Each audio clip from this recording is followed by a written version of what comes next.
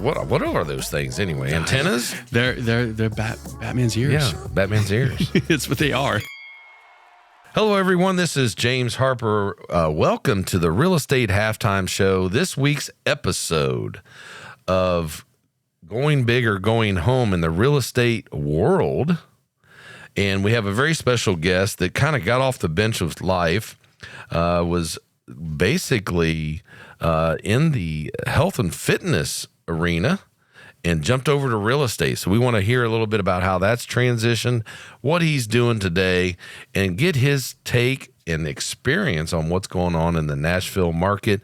He's got a little bit of history with being on TV, we have found out, so we want to hear more about that. Stay tuned for the Real Estate Halftime Show. This is James Harper coming to you live right now. It's time for the Real Estate Halftime Show. Sit back, relax, and listen to Nashville's premier inside scoop to real estate with the mortgage extraordinaire himself, James Harper. All right, welcome back. This is, again, James Harper, the Real Estate Halftime Show, our next episode of Season 2. And we have Jon Sexton in the studio. Welcome, Jon. Thank you so much. We'll go Thanks do for a having me. little handshake. Yeah, some of there you you can go. see, some of you can't see. For the record, he has a very good handshake. All right. That's fantastic. And we love having folks in the studio. So all the listeners out there that are driving to and from work or maybe to and from lunch, depending on when you're listening, we try to keep this show short and sweet, but also pack it full of content. And so today we want to hear your story, but also dive right into what makes you unique, your coolness factor, some crazy stories that you may have encountered in real estate, what your next steps are. If we can get all that in, that would be a great 30 minutes. We'll see what we can do. That sounds so. fun. Welcome to the show. Thank you so much. All right. So, Jon, and that's Jon, not John. That's right. So we got to make sure we get that straight. Please. Thank you. All right. So Jon reached out to me because of our very popular Real Estate Halftime Show. But Jon's also got a podcast, and it is called what? Calling Nashville Home. Calling Nashville Home. Mm-hmm. What's the premise of your podcast? Sure. So it's really geared towards people relocating. And everybody all of our guests have their own story. And a lot of the guests in the beginning are people that are on my team. I've got a team of 11. Nice. And we're based out of, my team is called Nashville Home, hence calling Nashville Home. And so we wanted to really give everybody's experience on what it was like planning on why they chose Nashville, what that journey was like getting here, how they got here, just sort of their experience. And now that they're here, what do they love to do? So it really gives because everybody just comes from all over the country. And so we had, I think we're about seven episodes in, and it's been a lot of fun really getting to know. So who's a journey. typical guest that you would have? So I just love to have either our clients or someone that has relocated so we can talk about what that journey is like, because we are really targeting people that are relocating to Nashville, which is a ton of people. Crazy. Yeah. Every day. So what are the top 3 reasons you think, or that you've heard, or your experience has been with your team, as to why people want to move to Tennessee, specifically Nashville? Well, a lot of them from California. Yes, probably. I get a lot from California. So what are the top 3 reasons? Well, depends on where you're coming from. Now, if you're coming from California, it's usually politically driven. I know, isn't that crazy? I know. So true right now. It is. Quality of life is the other one. And the fact that, it's... Why is the quality of life better? Well, I mean, compared to California and New York and even the Chicago area, where our cost of living is a little bit more affordable, and you can get a lot more for your money. I know things are starting to enhance here, so that's starting to sort of maybe get a little bit diluted. However, it's still the case. So, and then, the fact that in the greater Nashville area, you can be downtown, and 20 minutes later, you can be kayaking, right? So it's really offers so many things in between those things. So having that diversity, having that that really adds to the quality of life. I mean, the schools are really great here too. So a lot of people are moving for school. Along with the third reason is really to me is just happens to be that they are it's centralized. So, and that's why a lot of musicians live here, because as opposed to living on the West Coast and then going East Coast and having to go work through all the way back, now they can just make long weekends, right? So it's not because of it being called Nash Vegas. No, it's not because of Nash Vegas. That's funny. I thought it was always because it was Nash Vegas why people wanted to relocate here. Yeah. Or the bachelorette party. Oh goodness. Capital of the world. Yes, it is. Yes, it is. And I'll tell you what, when you're downtown, which I don't get to very often, because you typically when you live here, just go through the airport on a Thursday. I mean, they come off the plane. Yeah, it's even better on a Monday morning. Yeah. Oh, they're a little rough looking. Exactly. They're a little rough. Yep. Yeah, so listeners out there, I mean, Nashville's become quite the Mecca location because of it being centralized for having bachelorette parties. And holy cow, the pedal taverns, the outfits. But really, it's because they can be centralized versus maybe going to Vegas and kind of being very spread out. A lot of places to easily go when you're in downtown Nashville. Right. But that didn't make the top three with Jon as to why people relocate. No, it did not. Right. Yep. So I'd have to agree with you. I think that when I hear people's stories as to why they want to move here, income tax is one of them. Not having to pay income tax here in Tennessee. Obviously, political is definitely at the top. Yep. And I mean, we hear it. Oh, yeah. I mean, we hear these stories. Sure. Oh, how bad this or that is based on your agenda. We're not here to talk about that. But we hear it a lot, as to reason why they want to come to Tennessee politically. Yeah. I've even heard change in climates. Yeah, having 4 seasons. 4 seasons. Yeah, exactly. So I've heard that too. Jobs. I don't know. I mean, well, everyone's moving here. Used to be a real healthcare city that kind of had the honky tonk, but it's really has a country theme today, but it's not really known for being what do I call that? Well, I mean, country? No, it's definitely not. I mean, country's there for sure, but even when you go downtown, you hear that. And the thing about the musicianship is unbelievable, right? Because somebody on stage has probably played with somebody. They've been on tour with somebody, and so the quality of the musicianship is really great. So when you're listening to that music, the entertainment factor, it's great. But they're not playing country the whole time. You're hearing all genres. Well, this is the Real Estate Halftime Show, so we want to talk about why people are moving to Nashville. And I think you, more than some of the guests we've had on here, are really involved in that that angle of it. So we have some big companies coming here. I mean, I know Oracle. Yeah, they went from just becoming a hub to their world headquarters are now coming. Oh, yeah. I didn't know that. Yeah. Amazon has had a big influence here. So outside of the healthcare, I'm going to add one, In-N-Out Burger. In-N-Out Burger. We don't even have one here, and their headquarters are moving here. Nissan. Yeah. Nissan's been here for a little while, but they've Yeah. recently moved in the last several years. So these are some big corporations that are investing into being right here in Nashville, and that obviously drives a lot of activity. Yep. A lot of traffic. But we have a problem here, and that is, just like other parts of the country, we have inventory issues. Right. What are you seeing on your side?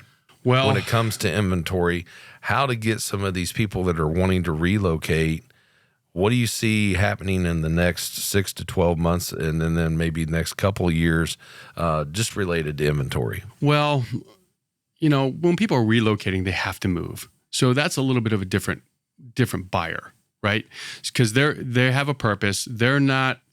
Timing is going to be based on their job, most likely, or it may be a financial event that they have coming that they want to make sure that they have the residency here before that happens. So therefore, they're not taxed the way they would be in other states.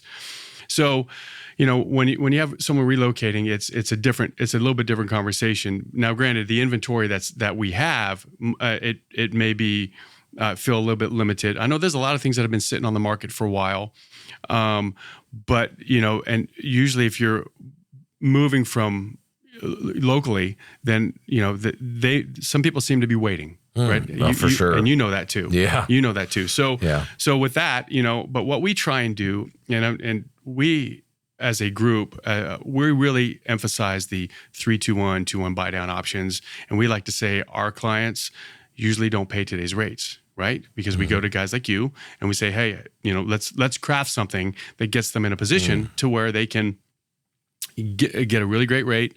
And then by that time, if they refinance in that time, whatever's in that little, whatever money's left from that buy escrow, down, they actually, from the escrow, right, they get that in their pocket. So it's a really great program that people maybe aren't educated on, or maybe aren't being, and I don't find a lot of realtors really taking that approach.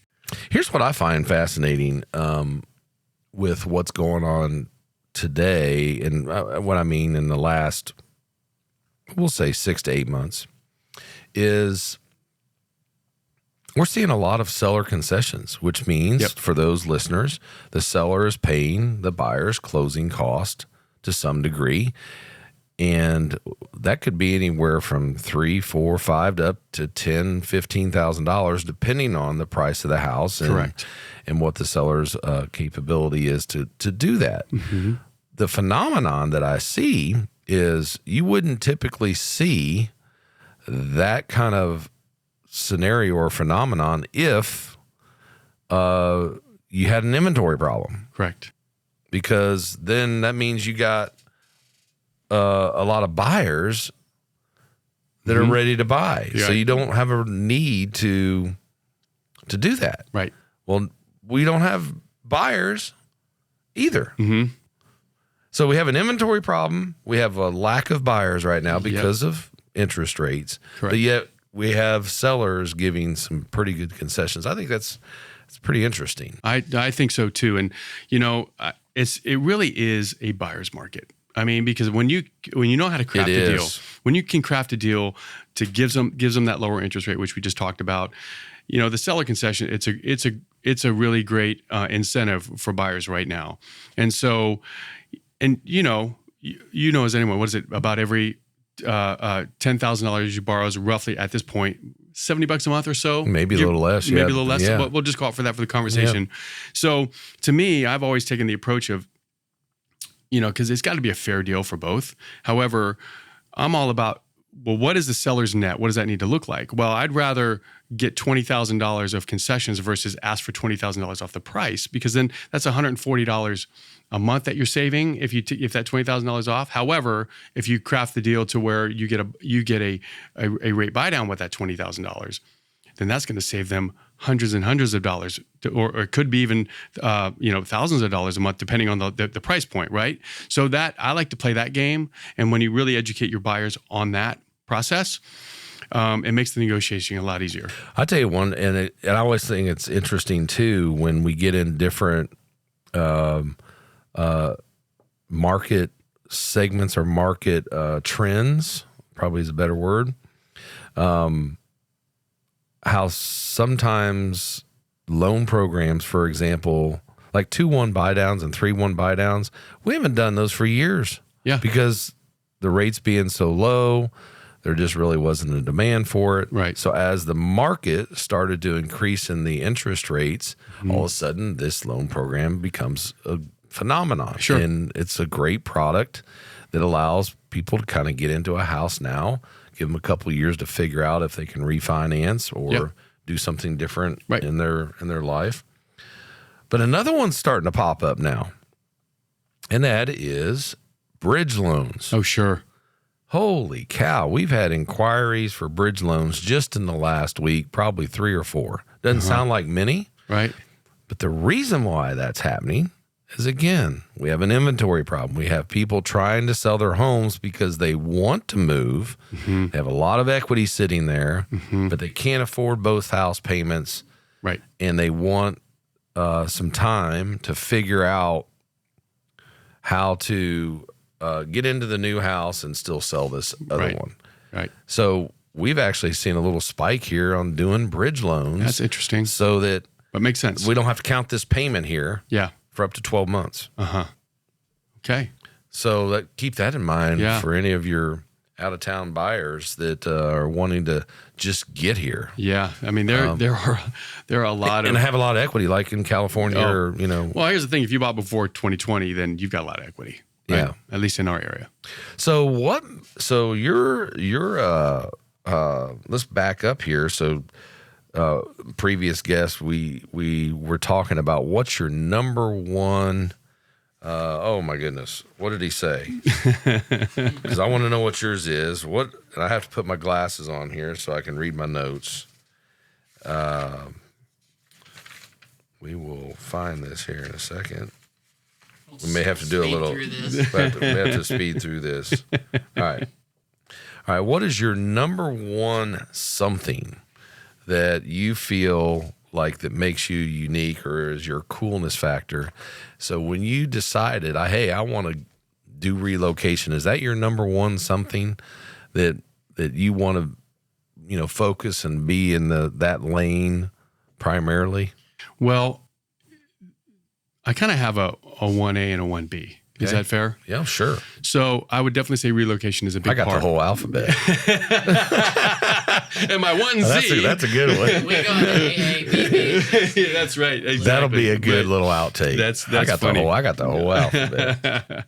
So 1A. Yeah, 1A would definitely be relocation. Like, it's just, I enjoy it. I'm from California originally. Now I've been here since 1996, so I beat the rush. So I've lived here longer than I've lived anywhere, and I watched this town grow.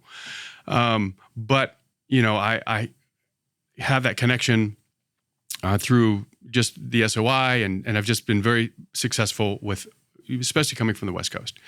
But my 1B is I love mentoring. I really, really love mentoring, and whether it be my agents, whether it be buyers or sellers, just that whole opportunity to kind of enhance their knowledge in real estate. I really enjoy that. And so the team that you have, always feel like, even with my team, you kind of attract, a culture that symbolizes or mirrors yourself. So is that true? Is that true with your team, or do you feel like you have a good variety? I definitely have a good variety. I would say that I have a handful that we probably are similar in that way. But I really love to. My whole thing is the person. I don't really care what your sales experience is, right? If you can connect if you have a great human connection, and you're a good person, then that's my number one thing. And then from there, we can teach you what real estate's about. We can teach you the conversations. Words are very important in real estate. And so how you craft, responses and or new leads or deals, whatever it is, it's very important that they're crafted the right way. So that's all teachable. What's not teachable is having an it factor with people, right? And being a good person isn't. Hopefully that's just something that they grew up in. But I've been very fortunate to have the people that are on my team. I have a really great connection with all of them, and in different ways. And so, I mean, actually one of them, we grew up together. We lived in the same town. I'm from a small town in California called Visalia. It is literally between Fresno and Bakersfield. So it is agriculture based, San Joaquin Valley. And we both ironically live in College Grove, which is, and we had no idea. So we ran into each other. She said she wanted to do real estate. I've known her. She's always been very great with people. Brought her on, and she is just thriving. Killing it. Yeah. So proud of her. She's an amazing woman, amazing wife, mother, and just becoming a great agent. So when you figure out that this is the lane you kind of want to be in as your 1A, obviously 1B being mentoring. So how do you just say, hey, I mean, how do you get your leads? How do you prospect? How do you farm, trying to find new opportunities? Well, it's through different groups. That doesn't happen easy if that's your 1A. Well, I will tell you that I'm fortunate enough to be a part of a group called Realm, and Realm is you have to be invited in, and it's a sort of a selection process, and 1/2 of 1% of agents in the world are invited in. So, and it's a global connection, and what's really great about it is that we all refer within. So, even though there are other companies that have maybe international, like Sotheby's is international. I think Compass is probably more domestic, but they have large networks within. Well, this takes us to something very exclusive. So when you get a lead, when you get a referral from that, it's a really big deal, and you're trusted in a way that maybe you wouldn't. It'd be uncertain if within the brokerage. So very fortunate for that, and it even has a software where I can put your home, if I'm listing your home, I put it on our platform and it matches me with buyers all around the world. And so then I reach out to those agents. So then all of a sudden, now I've got a buyer coming in and I'm getting both sides of the deal because we give a referral fee to the agent within, right? So that's a very unique process. And there's only a handful of us in town that have been invited into that. And so that's a big part of how I get my business. So it's not necessarily from corporations, having, relocation companies, Right. Things of that nature. Yep. Well, I learned something today because I thought it was more along that arena of how you were attracting. So what about the rest of your team? What's the hardest thing that you feel it takes to mentor them in this current real estate market? Well, a couple of things. One is to get them to use the systems in place.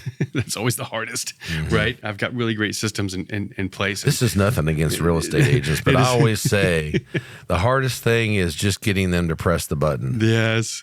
Yeah. Why? Why is that so hard? I know. I mean, I try to give all this kind of stuff to real estate agents, and I can't even get them to press the button. Is that stereotyping?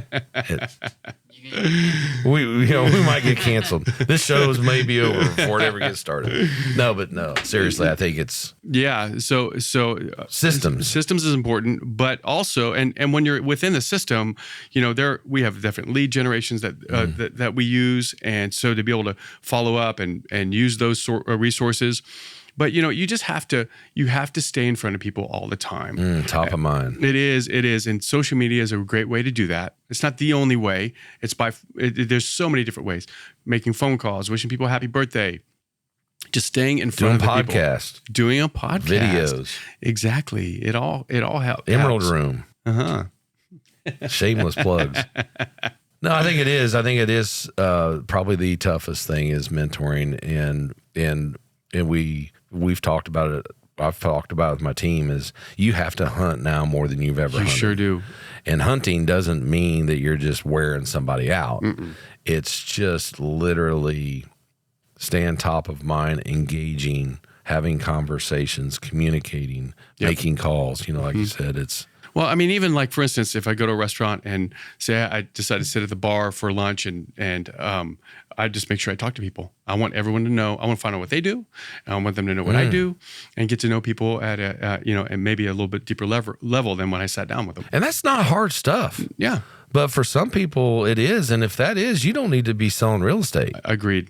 Or you don't need to be in the mortgage business. Yeah. If you don't want to talk about what you do. You got to connect. I say sometimes bragging on our successes is hard for people.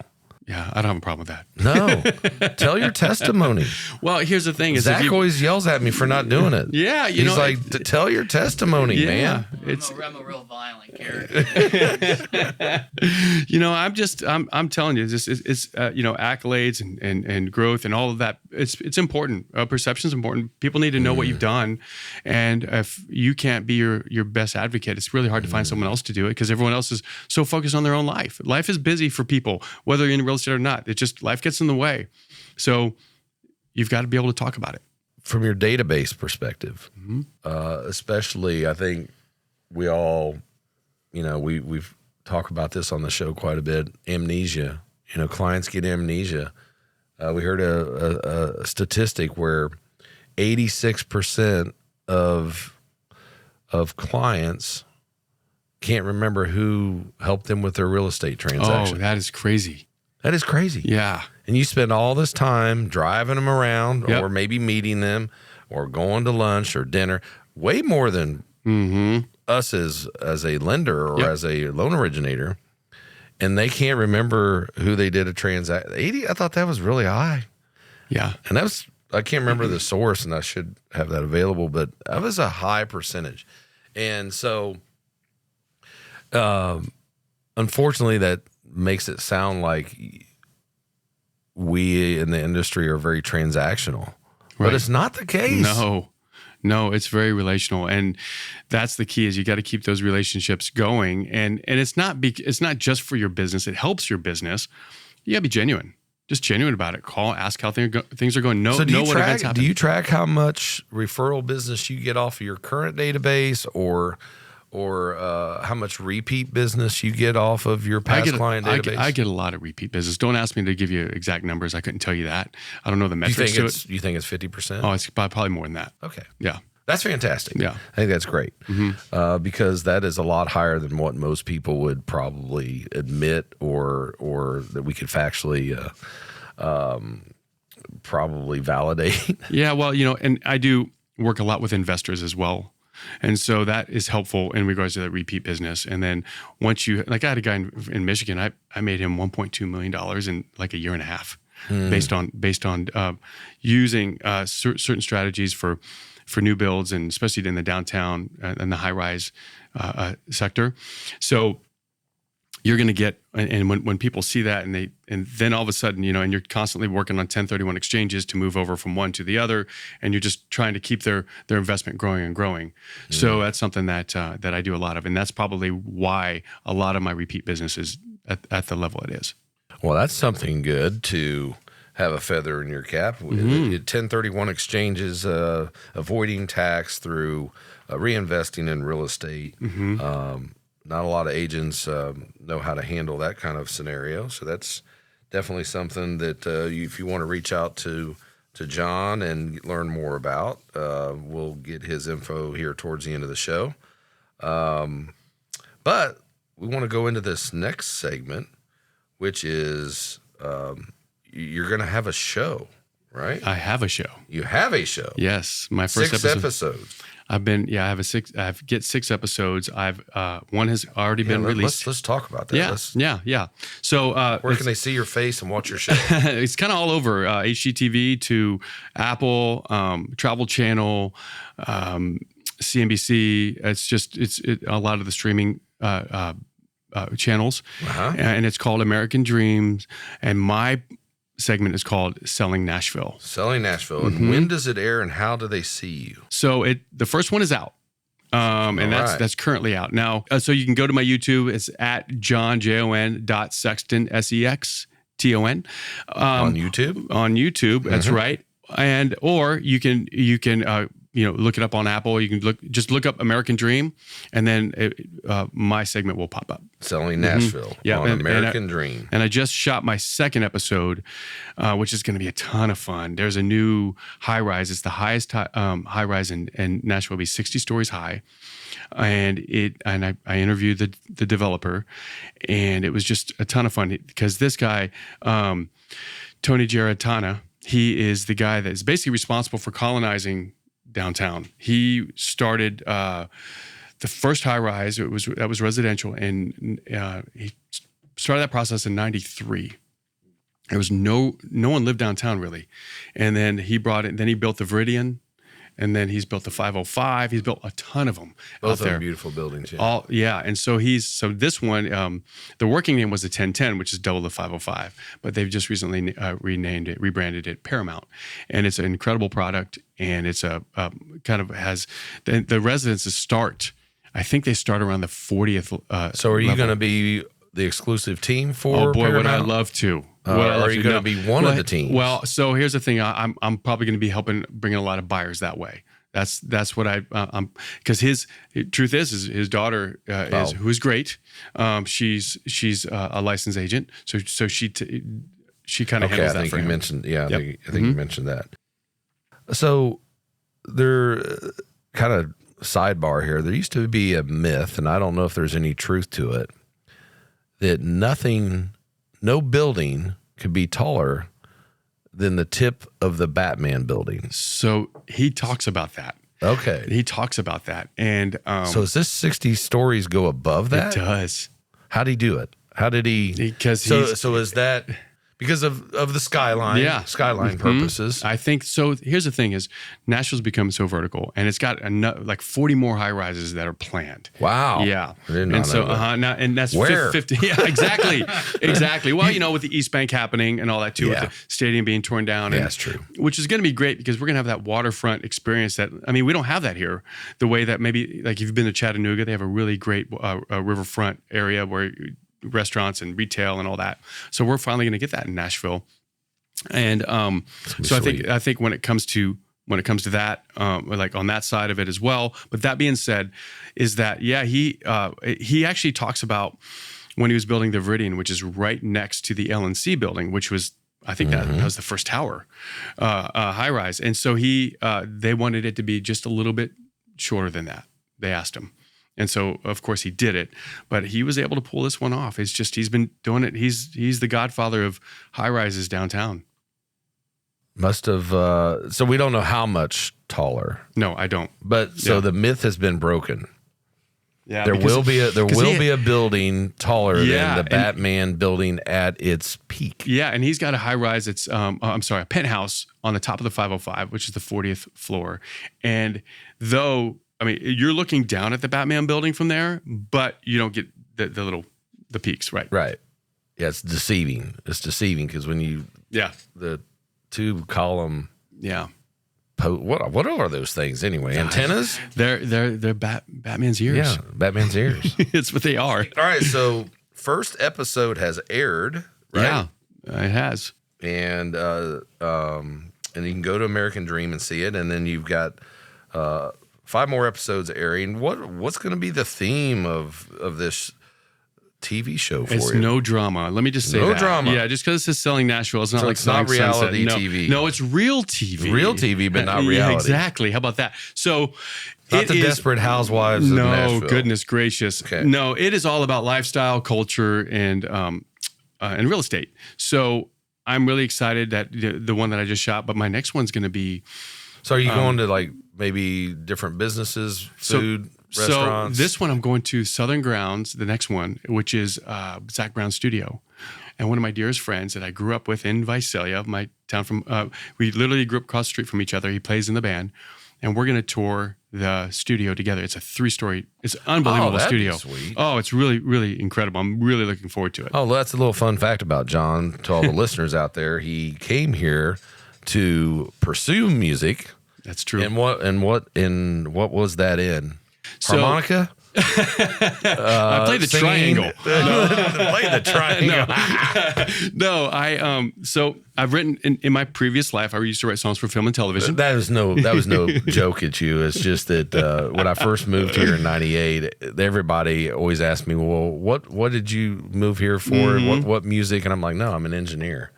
And I was like some oddball. Like you drive trains? Yes, I drive chains, and it was not any musical instrument or my voice at all, like everybody else that was coming here at that time. Right, exactly. So, anyways, yeah. So I was kind of picking on myself. That I would probably be off beat.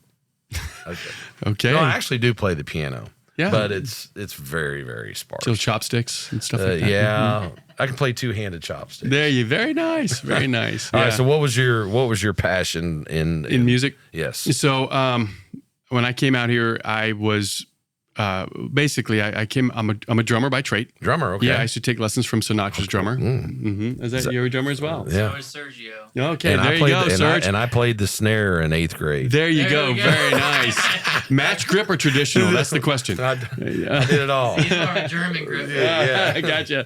So anyway, but I also play piano and guitar. So with that, I was able to help.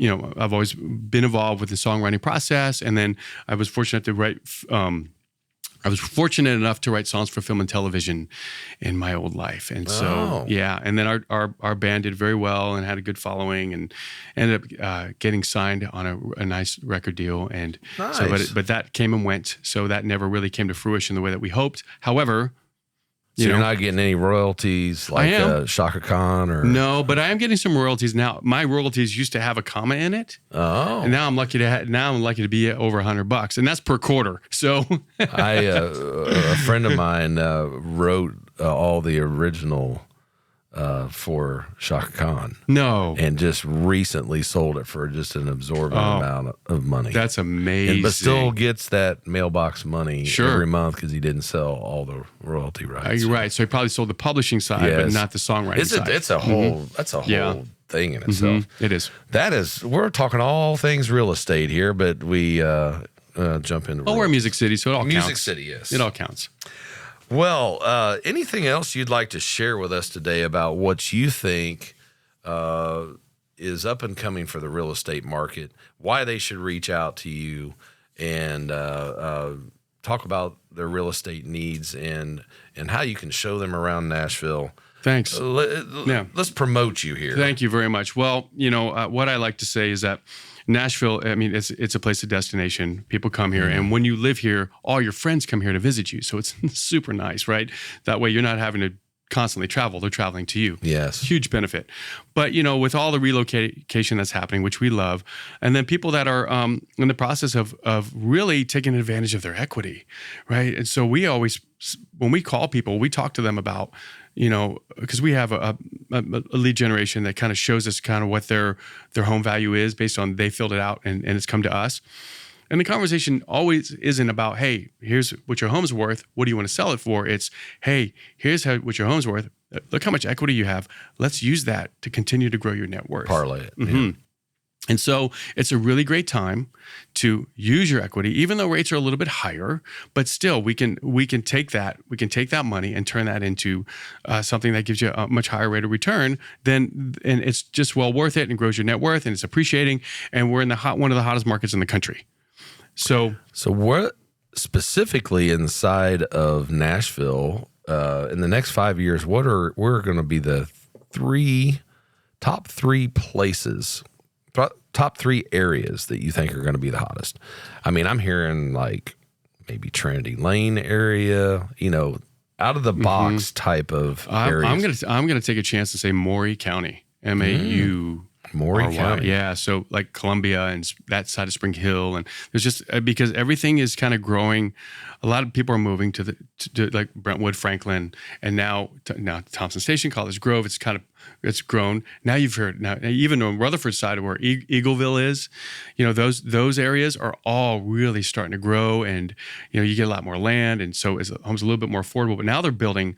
There's a new golf course that's going to be happening out in Maury County as well. Which one's that? I forget what it's called, but it's by the same people that developed the Grove, which is in College Grove, and they're going to start that out there. So there's a lot that's happening out that way, and it's still not too far from downtown. But people that live in the Williamson County area, their downtown is Franklin, right? That's what's their measuring stick is, or maybe to the airport, which you're still 35 minutes or so from the airport, no matter where you are in Williamson County for the most part, right? So because I do a lot of business in Williamson County and I do a lot of business downtown, those are my two areas mainly. That's what I'm seeing is that part of that Eagleville, Rutherford County area, and then Maury County. I think those are all right. You've heard it here. Yeah. You've heard it here on the Real Estate Halftime Show. You got it. The prediction. Maury County. Mm-hmm. And what else? Well, maybe what's another potential hot spot? I mean, gosh. There's a lot of hot Let me just spots. say this, is East Nashville's been up and coming since I've lived here, right? However, I kind of have to say that maybe not that part of East Nashville, but because the East Bank is happening, right? I mean, your money, if you're going to invest any money in Nashville right now, I would either be in Williamson County, or I would be working on the pre-sales for a high-rise, and they're all over the place. And that's where you get a lot of high-rise buying is a little bit different because my strategy is basically find a corner unit, not too high, not too low. When you dive in, it's like buying in a new neighborhood, right? New development. You're one of the first ones in. By the time that neighborhood's sold out, you've done very well. Same thing with the high-rise. It just happens quicker, right? And so then when that building sells out and you're on the 20th floor and you have the same stack, so the same floor plan as, say, number 32, you get to start. Your starting price is where 32 ended. So when you turn around and flipped it. I mean, I'll give you an example that we bought one for, I was in the mid-900s, a corner unit, Broad West, which is West End. And within 24 days of closing, we flipped it for 1.3. Never even moved in it. Never even moved in it. Yeah. 1031 exchanged it, brought it over to the Four Seasons, did the same thing. That's good information. Yeah. For those listening out there, you need to call John. Please do. And he can share with you how to do that. Yeah. Well, man, it's always great having these kind of conversations. You definitely need to come back. We need to talk some more. Absolutely. Would love to. But how do they get a hold of you? How do they reach out to you? Sure. So a couple different ways. Instagram, it's jon.sexton, so Jon.Sexton. That's a really great way. I've got a lot of my links that are there in the bio. My Nashville Home, it's Nashville Home Agents, AGENTS.com. You can find us there, see our team there. And then, it's really easy to find me and really easy to get a hold of me. Well, thanks for being on the the real estate halftime show here in Nashville. And it's been a pleasure, man. It's been a good time talking, and we'll have some good times here moving forward. And looking forward to it. Definitely have you back in the studio. Okay, fantastic. All right, take care. You.